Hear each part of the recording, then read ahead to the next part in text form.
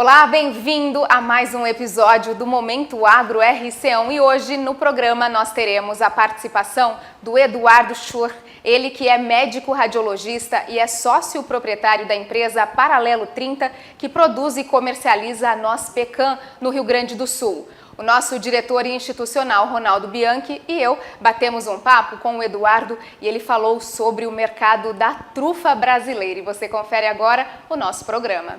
Então, Eduardo, para a gente começar a nossa conversa aqui no Momento Agro, o senhor que é médico, como que surgiu essa relação com o agronegócio? Bom dia a todos. Muito obrigado, enfim, pela atenção.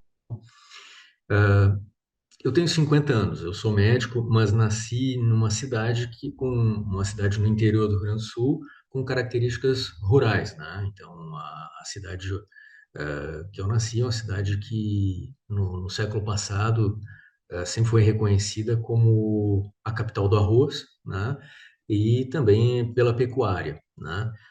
Hoje isso mudou muito em função da introdução da soja, né? Hoje, basicamente, a maior cultura local é a soja, né? E eu tenho ligações desde cedo com o ambiente rural em função do meu pai, né? Do meu pai ser proprietário rural, né? Também, médico e proprietário rural também, tá?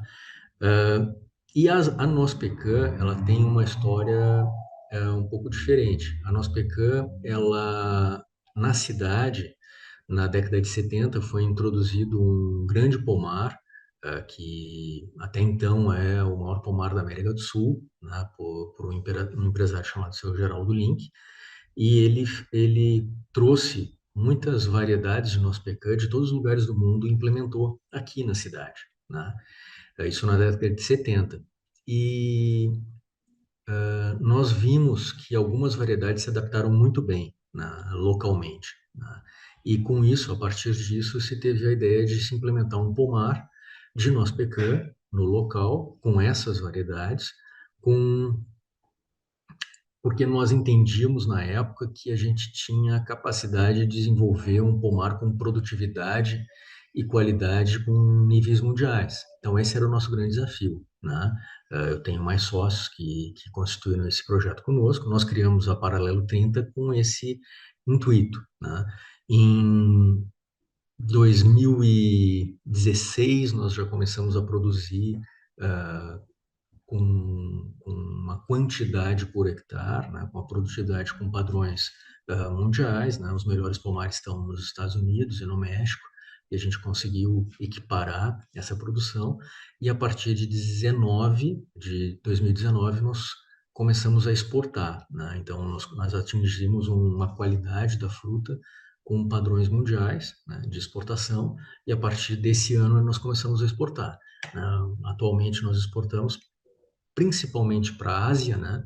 Principalmente a Ásia, né? Com tudo China, né? China, Tailândia, enfim, né? Mas também exportamos para o Oriente Médio, né? Então esses foram essa foi a minha ligação e esse foi a motivação, né, para se constituir esse pomar de noz pecan no local de Cachoeira do Sul, né? Quando você fala em exportação, vocês conseguem exportar com marca própria ou não? Atualmente nós exportamos com casca, tá? Para grandes crackers, né, da Ásia, né? E elas lá eles quebram e distribuem aí com marca, né?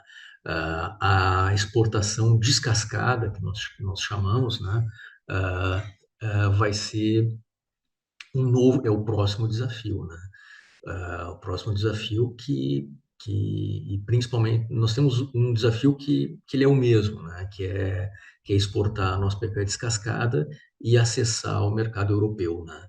São os dois, né? Porque o mercado asiático ele gosta de consumir com casca a princípio, né? E o mercado europeu descascado, né? Então esse é o próximo desafio, acessar o mercado europeu com a noz descascada.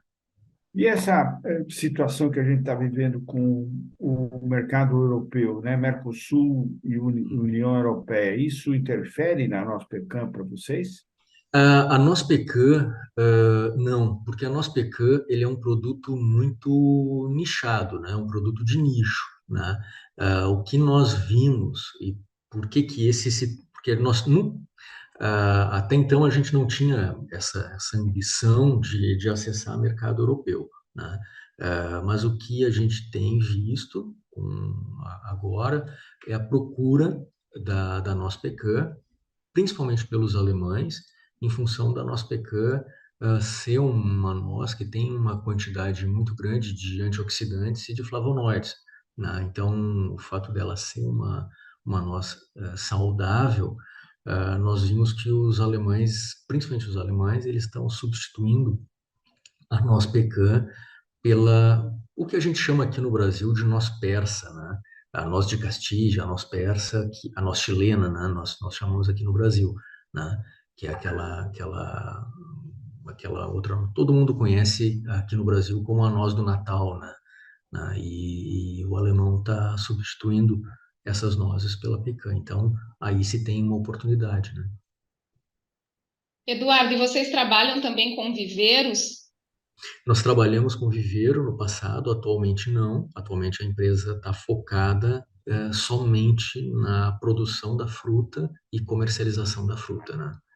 Isso foi nós tínhamos o viveiro antigamente, nós fomentamos muito a ampliação da cadeia produtiva da nossa pecan aqui no sul do país, principalmente Rio Grande do Sul e Santa Catarina, que hoje já tem uma cadeia produtiva bem estabelecida, né, funcionando, enfim, né, inclusive com, nos próximos 10 anos vai se ter um aumento grande da quantidade das frutas, né?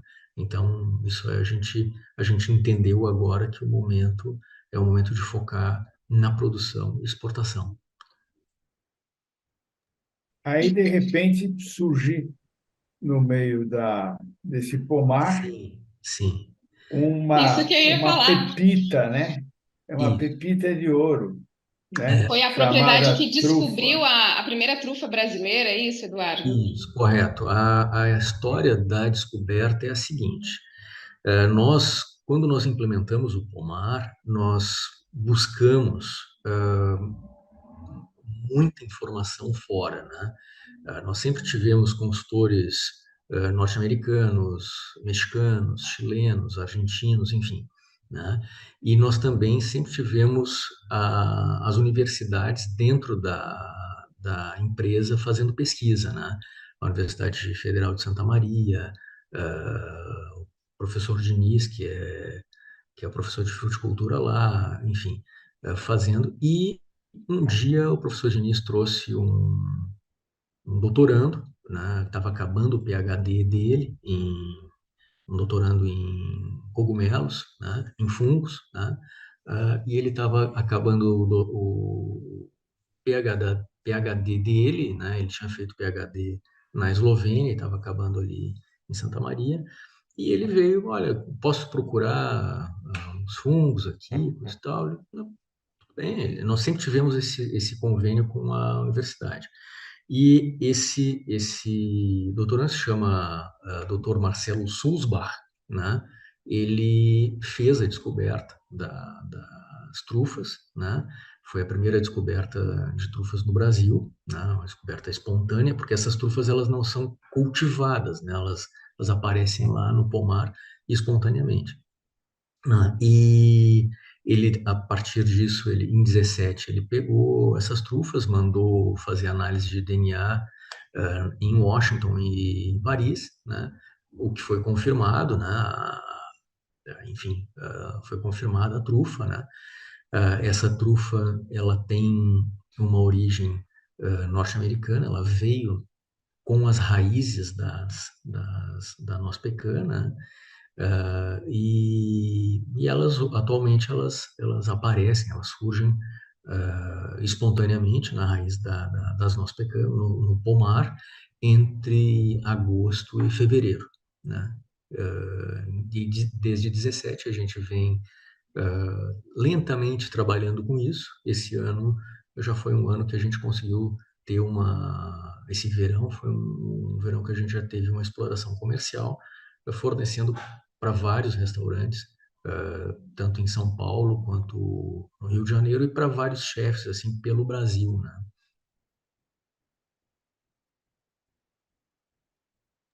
Eduardo, e como que essa trufa ela é utilizada na gastronomia? Bom, a trufa ela tem, eu agora eu vou começar a falar de um assunto que eu não sou especialista, porque eu não sou nem cozinheiro, eu não sou, menos ainda chefe, né, de cozinha, mas eu vou passar, vou reproduzir o que eu escuto, né? A trufa, ela tem uma questão que ela é muito valorizada em função do que os chefs falam, eles chamam de quinto elemento da culinária, né? Que é a volatilidade. Ela tem a propriedade de expandir os sabores dos alimentos, né? Além de ter um sabor próprio dessa volatilidade que ela tem, né? Então, por isso ela é tão apreciada na alta gastronomia, né? Foi uma situação até que para nós foi demorado em entender como se faz, como se elabora, como se processa esse ingrediente dentro dos alimentos, né? Porque realmente não é qualquer cozinheiro que entende como manejar esse ingrediente. Eu tive o privilégio de ver chefs, né, com formação fazendo alimentos trufados, e aí realmente a gente começa a entender o porquê, né, dela ser tão valorizada, né? Porque realmente muda completamente o alimento, muda completamente o prato e tem uma série de percepções, né, ampliadas em função desse ingrediente. Tanto que a trufa e uma outra situação que compõe a raridade e a valoração desse ingrediente é o fato de a trufa, como qualquer outro ingrediente da natureza, ele tem que ser colhido, coletado no momento correto, né? Porque ela não pode ser nem antes nem depois do ponto de amadurecimento certo, né? Então, tem aí mesmo ela tendo uma janela entre novembro e fevereiro, a gente tem que saber coletar as trufas que elas não estão nem antes da maturação correta, nem depois, né? Porque elas têm um momento ótimo para se fazer o prato, né? Então, basicamente é isso. E os chefes locais, os chefes brasileiros, né? Eles se interessam muito justamente por desenvolver pratos com, com a trufa local, pratos que têm características locais, né? Porque as trufas elas são diferentes entre si, né? Existem as trufas brancas, as trufas pretas, as trufas cinzas, cada uma com a sua característica. E a nossa trufa brasileira, ela é uma trufa que tem características também próprias, né?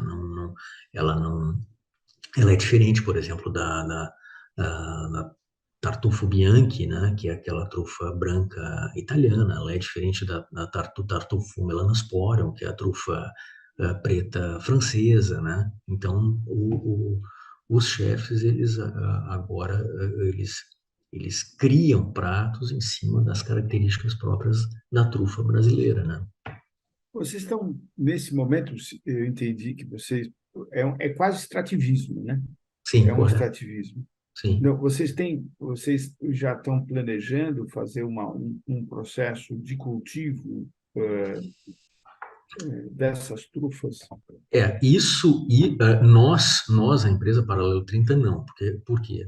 Nós temos hoje 125 hectares plantados com 25 mil árvores. Então, o que nós temos hoje de trufas certamente abastece o mercado nacional, né, com o que nós temos de trufa, tá?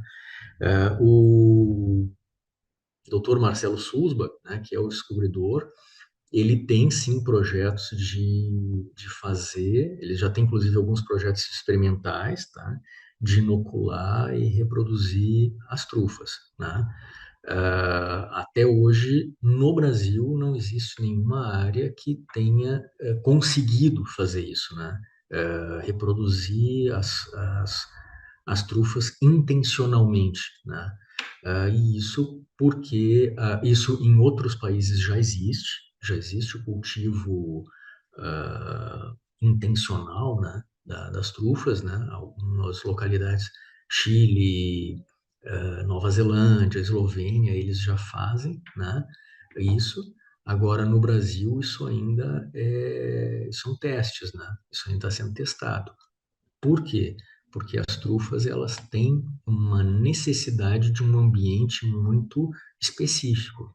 Elas crescem em um tipo de solo muito específico. Então, tem que se buscar, além de ter uma muda de uma planta que recebe a trufa, ela ainda tem que ser colocada num ambiente, né, num solo propício para o desenvolvimento da trufa. E isso ainda tem que ser estudado no Brasil para ver exatamente quais são as condições de solo e condições climáticas que vão favorecer o surgimento, né, de uma trufa plantada, de uma trufa agriculturável, né? As nossas trufas se equiparam às trufas de outros países, assim, em qualidade? Pois é, isso o que eu, vamos de novo, né, o que eu vejo, o que eu escuto, né? A trufa mais, os chefes gostam muito, e a trufa mais valorizada, a trufa, vamos dizer assim, a trufa que é mais eh, valorizada é a tartufo bianco, né? Tartufa alba, né? Que é da Itália, em função de ter uma volatilidade, de ter um cheiro, de ter uma volatilidade muito grande, muito expansiva, né? E depois a trufa mais valorizada vem a Tartufo melanosporium, que é a trufa preta, que é mais encontrada na França, né? A nossa, ela é uma trufa mais acinzentada, assim, né? Uma trufa mais acinzentada e que tem características diferentes. Ela tem a volatilidade bastante e ela, inclusive, ela tem um gosto mais adocicado que se assemelha mais a a um gosto de avelã, de macadâmia, inclusive, né? Um gosto mais de nozes, mesmo tendo amplitude. O que eu vejo, tá?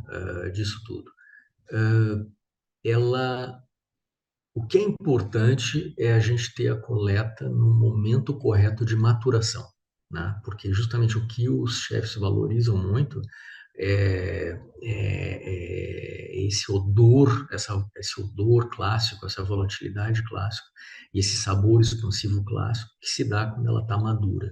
Então, a grande questão e a grande questão de raridade, de valoração, está em fazer a colheita no momento correto, né? Muito mais do que o tipo da trufa. Por quê? As trufas, elas sendo diferentes, elas têm características de sabor diferente. Isso é inegável.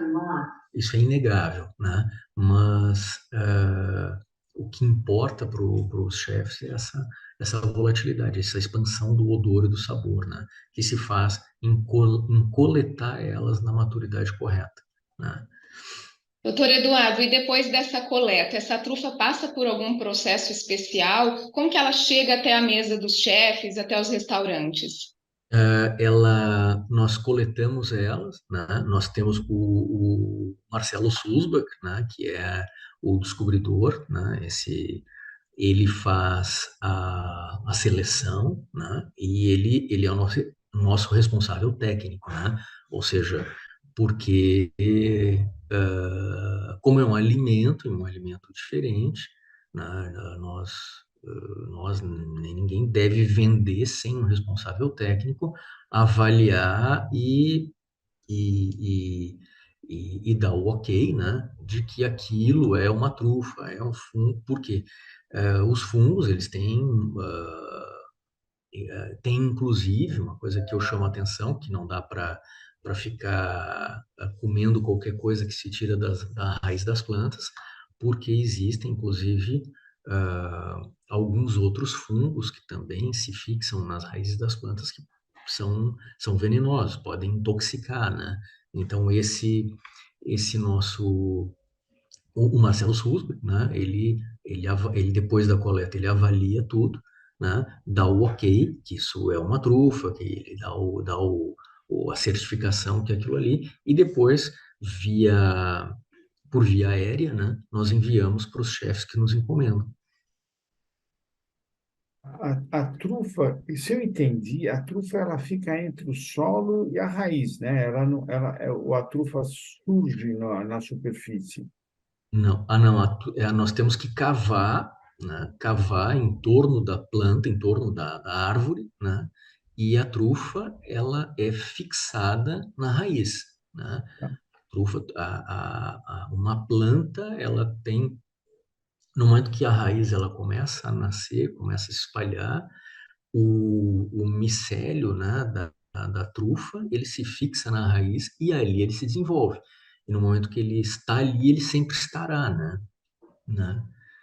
Ele sempre estará ali, né?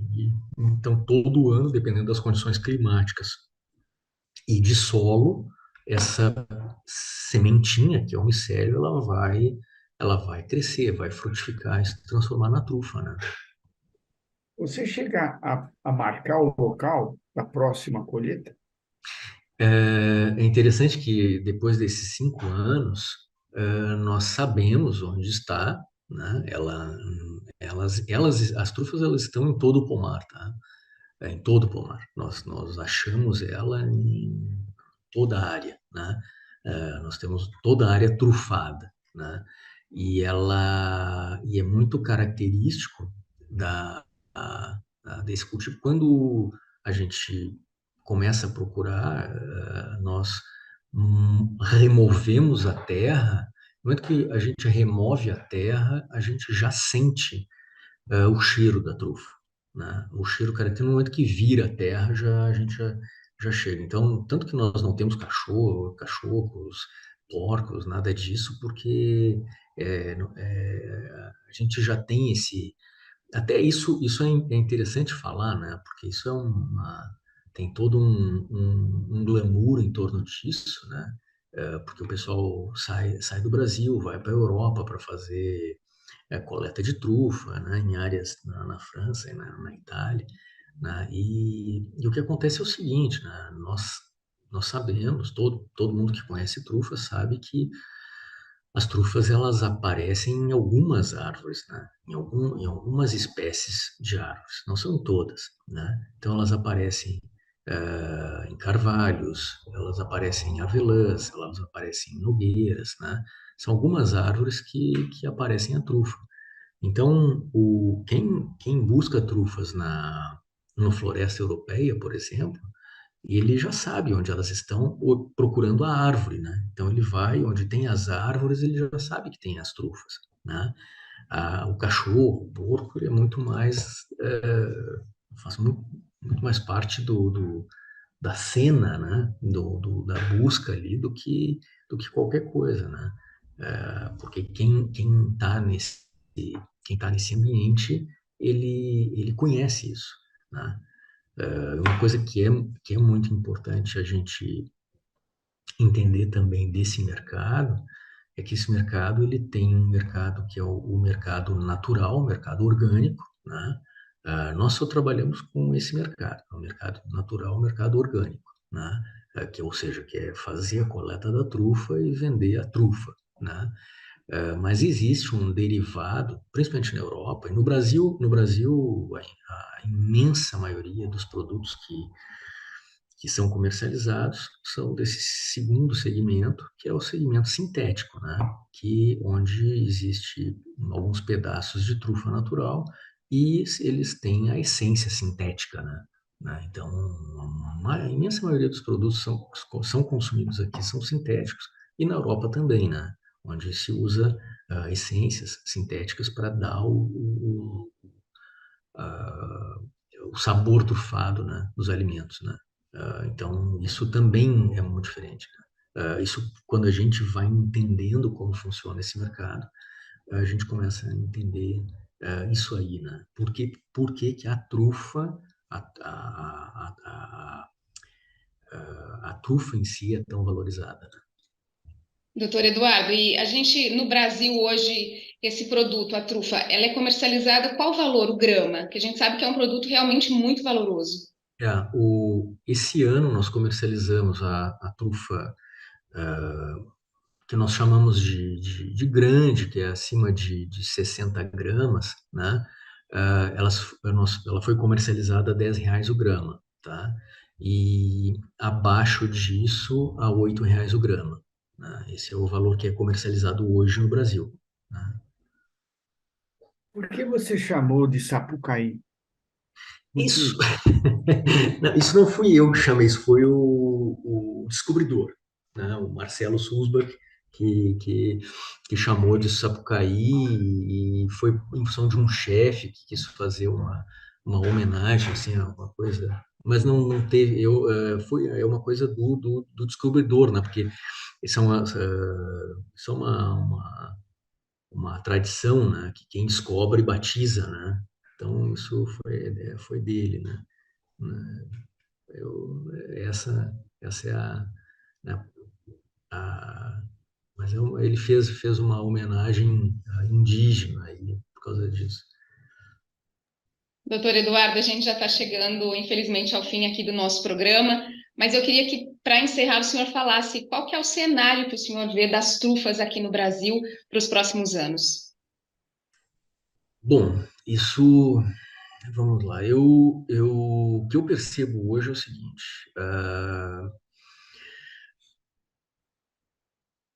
é um produto novo, um produto que tem uma série de características bem específicas, né? Com pouquíssimos chefes brasileiros que entendem como cozinhar isso, como preparar isso, né? Eu entendo também que os chefes, de modo geral, o gourmand brasileiro, né? Porque isso é um tipo de alimento, um tipo de ingrediente que ele não é de um público geral, né? Ele é de um tipo de público gourmand, que gosta de alta gastronomia, né? De alta culinária, que entende isso. E eu acredito que agora esse pessoal, esse nicho, ele está começando a entender o que é esse ingrediente brasileiro, né, com as características brasileiras, né, e entender que é uma trufa que não é igual à trufa francesa, não é igual à trufa italiana, é uma trufa brasileira.